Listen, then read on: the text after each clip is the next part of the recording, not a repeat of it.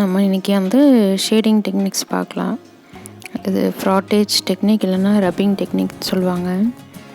நம்ம different texture use பண்ணி நம்ம அதில் பேப்பர் ப்ளேஸ் பண்ணி ரப் பண்ணி பார்த்தோம்னா அந்த டெக்ஸ்சர் வந்து ரிவீல் ஆகும், மேலே தெரியும். விளையாட்டை பண்ணி பார்த்துருப்போம், அதே தான்.